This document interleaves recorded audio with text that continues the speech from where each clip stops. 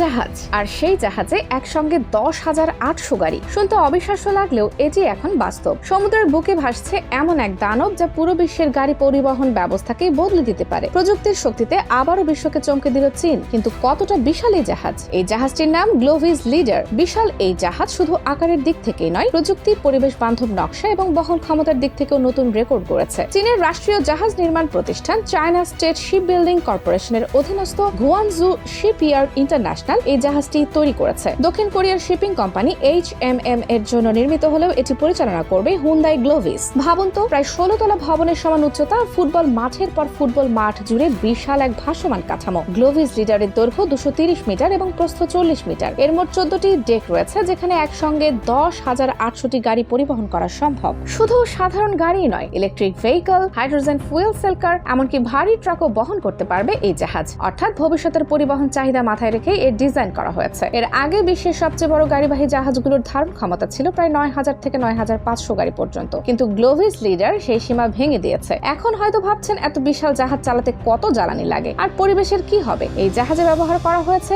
LNG বা তরলীকৃত প্রাকৃতিক gas ভিত্তিক ডুয়াল ফুয়েল ইঞ্জিন। অর্থাৎ এটি সাধারণ জ্বালানি ও LNG দুই মাধ্যমেই চলতে পারে। এর ফলে জ্বালানি খরচ যেমন কমে, তেমনি কমে ক্ষতিকর গ্যাস নির্গমনও। আন্তর্জাতিক মেরিটাইম অর্গানাইজেশনের কঠোর IMO টায়ার 3 পরিবেশ মানদণ্ডও পূরণ করে এই জাহাজ। বিশেষ করে নাইট্রোজেন অক্সাইড নির্গমন অনেক কমিয়ে আনা হয়েছে, যা সমুদ্রের পরিবেশ রক্ষায় বড় ভূমিকা রাখবে। শুধু তাই নয়, জাহাজটির বডি ডিজাইন এমন ভাবে তৈরি করা হয়েছে যাতে পানির ঘর্ষণ কম হয়, ফলে কম শক্তি ব্যবহার করে এটি দীর্ঘ দূরত্ব অতিক্রম করতে পারবে। এছাড়া এতে রয়েছে ওয়েস্ট হিট রিকভারি সিস্টেম, অর্থাৎ ইঞ্জিন থেকে বের হওয়া অতিরিক্ত তাপ আবারও শক্তিতে রূপান্তরিত হবে। কেন হঠাৎ এত বড় গাড়িবাহী জাহাজ তৈরি করা হচ্ছে? এর উত্তর লুকিয়ে আছে বৈশ্বিক গাড়ি বাজারে। বিশ্বজুড়ে এখন গাড়িবাহী জাহাজের সংকট চলছে। অনেক সময় গাড়ি প্রস্তুত থাকলেও পরিবহনের জন্য পর্যাপ্ত জাহাজ পাওয়া যায় না। আর ঠিক এই জায়গাতে গেম চেঞ্জার হয়ে উঠতে পারে গ্লোভিস লিডার। বিশেষজ্ঞদের মতে, এই ধরনের জাহাজ বাড়লে গাড়ি পরিবহনের খরচ কমবে, ডেলিভারির সময় কমে আসবে এবং আন্তর্জাতিক সরবরাহ ব্যবস্থাও আরো দ্রুত হবে। আরেকটি বিষয় অনেকের নজর কেড়েছে, এই জাহাজ তৈরির মাধ্যমে চীন শুধু নতুন